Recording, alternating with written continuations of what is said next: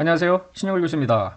구장의 파생상품 위험회피의 네 번째 시간인데요. 이번 시간부터 본격적으로 위험회피 회계를 배우겠습니다. 먼저 위험회피 회계가 왜 필요한지, 그리고 위험회피 회계를 적용할 때 필요한 요건이 있고요. 위험회피의 그 대상 항목과 위험회피의 수단을 먼저 알아보겠습니다. 먼저 해지라고 하는 위험회피를 다시 한번 정의를 해보는데요. 회사는 여러 가지 위험 중에서 특정 위험에서 발생한 익스포저를 회피하기 위하여 위험관리 전략이나 목적을 수립할 거예요. 그리고 다양한 위험관리 수단을 통해서 위험을 회피하는데 이러한 위험관리 활동을 해지라고 합니다. 위험 회피. 이때 위험관리 활동에 우리가 지금까지 배웠던 일반적인 회계를 적용하면 위험 회피를 위한 이 관리 활동이 제대로 재무제표에 표시되지 못하는 문제가 생겨요. 이를 어카운팅 미스매치, 회계 불일치라고 하는데요. 이런 회계 불일치 문제를 해결하기 위하여 위험회피 회계라고 하는 특별한 회계를, 지금까지 듣도 보도 못한 회계를 여기다가 집어넣는 거예요. 일반 회계가 아니라. 예를 한번 볼까요? 회계 불일치가 발생하는 사례인데요. 먼저 지난 시간에 설명을 했던 사례 2번을 들여다볼게요. 사례 2번은 확정계약을 체결한 케이스입니다.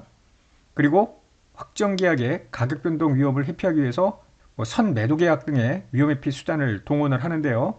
여기에 일반 회계를 적용한다고 가정을 해보자고요. 이 경우에 위험회피 수단인 선도계약은 파생상품이니까 얼마든지 공정가치 변동을 당기손익으로 인식을 하는 회계 처리가 하면 되는 거예요. 그런데 확정계약 같은 경우에는 일반 회계를 적용할 경우에 미이행 계약인이 회계 처리를 안 할 거 아닙니까? 이쪽에서 이익, 이쪽에서 손실, 이쪽에서 손실, 이쪽에서 이익 이런 식으로 해야 상쇄가 되는데 둘 간에 손익이 상쇄가 안 되는 문제가 생겨요. 따라서 회계 불일치 문제를 해결하기 위해서 위험회피 회계라는 특별한 회계를 적용하는 거예요. 특별한 회계를 적용하면 확정 계약에 대해서도 이익 손실을 인식하는 그런 회계를 하게 됩니다. 이렇게 위험회피 회계를 적용을 하면 위험관리 활동의 결과가 재무제표에 제대로 보고될 수 있겠다라는 거죠. 또 다른 사례를 보겠습니다. 사례 3번인데요. 이자율 수합을 적용하는 변동금리 채무상품의 사례였습니다. 위험회피 수단으로 이제 수합 계약을 체결을 한다고 했는데요. 어떻게 회계 처리하는지는 나중에 보기로 하고 어쨌거나 공정가치 변동을 이익 손실에서 당기손익 PL로 인식을 해요. 그런데 변동금리 상품의 페어 밸류는 미래 현금 흐름의 현재 가치 아니에요. 1 플러스 i의 n승의 시그마. 이럴 때 금리가 변동이 돼요. 만약에 올랐다 치면 캐시플로우가 올라가는데 이 할인율도 올라가기 때문에 결국 공정가치는 변동이 안 됩니다. 그래서 위험회피 수단에 대해서는 공정가치 변동을 인식하지만 변동금리 상품은 이자율 변동으로 현금 흐름이 변동할 때 할인율도 바뀌니까 공정가치가 변동하지 않아요. 따라서 뭔가 여기에 이익, 여기에 손실, 여기에 손실, 여기에 이익 이렇게 해서 퉁쳐야 되는데 그렇게 안 되는 문제가 생긴다는 거죠. 따라서 이 경우에 회계불일치 문제를 해결하기 위해서 특별한 회계를 적용을 할 거예요. 어떤 특별한 회계인지는 앞으로 우리가 뒤에 있는 예제를 통해서 살펴볼 거예요. 그래서 그렇게 특별 회계를 적용하면 위험관리 활동의 결과가 재무제표에 적절하게 보고될 수 있겠다. 또 하나 지난 시간에 뭐 이렇게까지라는 생각을 했을 수도 있겠는데요. 예상거래입니다. 미래에 매출을 하고자 해. 미래에 뭔가 매입을 하고자 해.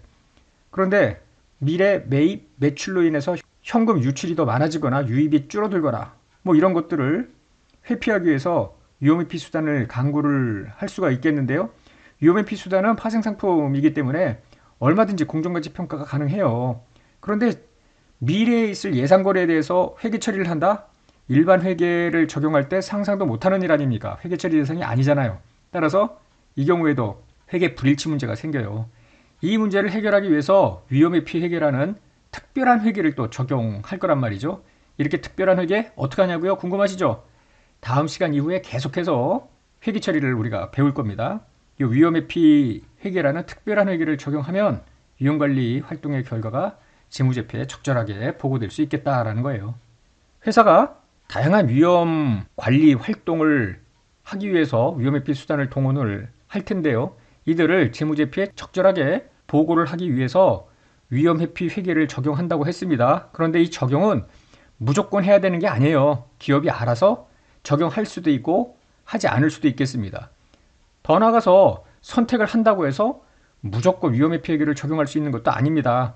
위험회피 회계를 적용하기 위해서는 위험회피의 관계를 지정하고, 즉 위험회피 대상 항목과 위험회피 수단을 지정하고 둘 간의 회피 관계가 성립이 돼야 돼요. 즉 잠시 후에 보겠습니다만은 위험회피 회계를 적용할 수 있는 요건들이 있는데 얘를 모두 충족하여야만 위험회피 회계를 적용할 수 있어요. 그래서 위험관리 활동을 한다고 하여 나 이거 위험회피 회계 적용해야지, 지 마음대로 적용하는 게 아니고 요건을 충족해야 되겠다라는 거죠.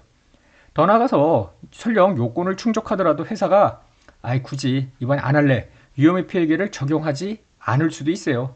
따라서 이는 회계 선택의 문제지 오류는 아니라는 거죠. 적용 요건을 충족하더라도 안 할 수 있으니까. 다만 회계 불일치 문제 때문에 야기되는 당기손익의 변동성은 증가할 수밖에 없겠죠. 그래서 이를 완화시키기 위해서는 위험회피 회계를 선택해야 되고요. 선택한다고 해서 무조건 적용하는 게 아니라 잠시 후에 볼 이 적용 요건을 모두 충족해야 되겠습니다. 그럼 먼저 적용 요건을 살펴보자고요. 전설한 사례 1번이 있습니다. 페어밸류 PL 지분 상품을 보유하고 있는데 얘 공정가치가 오르락 내리락 할 것 같아. 그래서 선도계약을 체결하지 않았겠어요? 앞에서 우리가 일반회계 적용 시 회계 불일치가 발생하는 사례를 사례 2, 3, 4에 대해서만 했지 1에 대해서는 안 했는데요. 그 이유가 있어요. 사례 1의 경우에는 굳이 위험회피 회계를 적용할 이유가 없는데 위험회피 수단의 공정가치 변동은 당기손익으로 왔다 갔다 다 어느 쪽도 가능해요. 그럼 이쪽이 이익일 때 이쪽이 손실, 이쪽이 손실일 때 이쪽이 이익이냐? 그렇죠. 왜냐하면은 페어밸류 PL 지분 상품이기 때문에 공정가치 평가 이익이나 손실을 그냥 일반회계 적용하면서 인식을 하면 되겠습니다. 따라서 굳이 위험회피 회계를 적용할 이유가 없이 일반회계를 적용하더라도 회계 불일치는 생기지 않는다라는 것입니다. 그러면 적용 요건을 한번 살펴보자고요. 모두 충족을 해야만 위험회피 회계를 적용할 수 있겠는데 위험회피 관계는 위험회피 수단, 위험회피 대상 항목 이 두 가지가 있어야 되는데 모두 적격해야 돼요. 적격하지 않은 것도 있나? 그렇습니다. 잠시 후에 설명을 할 거고요. 더 나아가서 위험회피를 개시하는 시점에 위험회피 관계, 위험회피를 수행하는 목적과 전략 이런 것들을 공식적으로 지정하고 문서화해야 돼요. 왜냐하면 이렇게 안 하고 나면 나중에 가서 딴 말 할 수가 있거든. 나 괜히 위험회피 회계 하는 바람에 전체 이익이 떨어졌어. 그럼 처음부터 우리 안 한 걸로 바꾸자. 그렇게 손바닥 뒤집듯이 뒤집으면 안 되죠. 그래서 위험관리의 목적 전략을 공식적으로 지정하고 문서화하여 훗날 말을 바꾸지 못하게 만들 필요가 있겠습니다. 더 나아가서 우리가 지금 보는 위험회피라는 것은 위험회피 대상 항목, 위험회피 수단이 한쪽은 플러스, 한쪽은 마이너스 혹은 한쪽이 마이너스가 되면 한쪽이 플러스가 돼서 이게 상쇄가 되는 것을 의미하는 거 아닙니까? 즉 위험회피 효과가 적절해야 되는데 이걸 위험회피 효과라고 해요. 서로 반대 방향으로 위험이 상쇄가 되는 거. 그래서 위험회피 대상 항목, 위험회피 수단 사이에 경제적 관계가 있어야 된다. 즉 네거티브 릴레이션십이 있어야 된다라는 거예요. 반대 방향이어야지 같은 방향이 아니라. 그리고 신용 위험의 효과가 미미해야 돼요. 왜냐하면은 이 둘 간의 네거티브 릴레이션십이 오히려 신용 위험보다 적어. 신용 위험이 지배적이야. 그러면은 그거는 제대로 위험을 회피했다고 볼 수는 없겠습니다. 한편 위험회피 관계의 위험회피 비율은 1대1이어야 되겠다. 즉 여기가 플러스 1이면 여기가 마이너스 1 이런 식으로. 근데 반드시 100% 코릴레이션이 있을 수는 없잖아요. 그래서 어느 정도는 가능하겠습니다. 그거를 뒤에 가서 이펙티브니스 테스트에서 설명을 하겠습니다. 방금 전에 이야기했던 내용을 조금 더 분석을 하면은요. 이제 적격한 위험회피 수단하고 대상 항목은 뒤에 3.3절, 3.4절 책에서 이제 설명을 할 거고요. 뒤에서도 이제 이야기를 하겠습니다. 위험관리 전략과 목적을 지정하고 문서화하라며 이때 이제 전략과 목적은 무엇이 다르냐면 전략은 기업이 위험을 어떻게 관리할 것인지를 결정하는 것으로 최고 수준에서 결정하는 것입니다. 이 목적은 전략보다는 하위 개념입니다. 그래서 특정 위험회피 관계의 수준에서 적용하는 거죠. 따라서 전략이 하나인데 관리 목적은 여러 개일 수 있겠다라는 것이죠. 예를 들어 보겠습니다. 위험관리 전략이 기업이 보유하는 금융부채 중 50%를 변동이자 조건으로 유지하자. 이게 전략이라면 그 중에 여러 가지 목적이 있을 수가 있겠는데 예를 들어서 위험관리 목적 이럴 수 있죠. 전체 금융부채 중 10억 원의 고정이자 조건에 금융부채에서 발생하는 공정가치 변동에 따른 위험을 회피하기 위해서 이자율 수합을 체결하자. 뭐 이런 게 하나의 목적일 수 있겠습니다. 좀 더 낮은 수준의 디테일한 관리죠. 예를 들어 위험관리 전략이 향후 1년 동안 달러로 결제되는 원재료 매입 거래의 80%까지를 외화위험 회피로 하자라고 할 때 구체적으로 위험관리 목적은 1년도 1분기에 발생한 원재료 매입 거래 중 처음 10만 달러 매입액의 외화위험을 회피하기 위해서 통화선도계약을 체결하자. 이게 위험관리의 목적이라고 볼 수 있겠습니다. 지금 위험회피 회계의 적용 요건을 보고 있는데요. 위험관리 목적을 충족하지 못하면 위험회피 회계를 적용할 수 없겠습니다. 이 목적이 공식화돼야 되고 문서화돼야 되는데 그게 안 되면 중단입니다. 위험관리 전략을 충족 못했다고 하여 위험회피 회계를 중단하는 게 아니고요. 위험관리 목적, 디테일해야지. 이건 좀 브로드하잖아요. 이거를 못 지켰다고 해서 위험회피 회계를 적용 못하는 건 아니고요. 위험관리 목적이 반드시 충족이 되어야 되겠습니다. 위험회피 회계를 처음 적용할 때 위험회피의 대상 항목하고 위험회피 수단 간의 이 경제적 관계가 한쪽은 이익, 한쪽은 손실이 되는 뭐 이런 네거티브 코릴레이션 관계가 이펙티브하다고 보았다고 가정을 해요. 그런데 이건 처음 시작할 때뿐만 아니라 그 이후에도 지속적으로 이런 네거티브 코릴레이션 관계가 지속이 되는지를 확인을 해야 됩니다. 이게 바로 위험회피 효과에 대한 평가입니다. 이펙티브니스 테스트라고 하는데요. 기업은 위험회피 관계를 지정할 때뿐만 아니라 위험회피 기간 중에도 이것이 계속 이펙티브한지를 봐야 되는데 만약에 비효과적이야. 그러면 그 원인이 무엇인지 평가를 합니다. 비효과적이라고 했을 때 백워드, 과거에 왜 그랬지? 라고 하는 게 아니라 앞으로도 계속 비효과적인 게 유지가 될지 아니면 효과적으로 전환이 될지 전진적 평가만 하면 되겠습니다. 이때 위험회피 대상 항목 수단의 주요 조건이 일치하거나 밀접하게 관련되어 있으면 굳이 계산을 통하지 않고요. 정성적인 평가에만 기초할 수 있겠으나 그렇지 않을 경우에는 좀 정밀한 계산 과정이 필요하겠다. 정량적 평가를 수행하자라는 것입니다. 위험회피 대상 항목과 수단 간의 경제적 관계라는 것은 좀 전에 이야기한 대로 네거티브 코릴레이션입니다. 반대 방향으로 변동하는 그런 조건들이 충족이 돼야 돼요. 한편 신용위험이 지배적이지 않아야 됩니다. 위험회피 대상 항목과 수단 간의 경제적인 관계로만 뭉쳐 있어야 되죠. 네거티브 관계고 신용위험은 거기서 배제가 돼야 되고요. 위험회피 비율은 위험회피 수단의 수량과 위험회피 대상 항목의 수량 간의 비율입니다. 1대1이 가장 적절하겠죠. 위험회피 비율이 변동하더라도 위험회피 관계는 중단이 되는 건 아니고요. 단지 이게 이렇게 밸런스를 맞추다가 한쪽으로 기울었어. 그러면은 그 비율을 재조정해야 되겠죠. 과거에는 중단을 하고 일반회계로 가도록 했던 건데 이제 리밸런싱이라는 걸 허용을 합니다. 나중에 또 한번 이야기할 기회가 있겠습니다.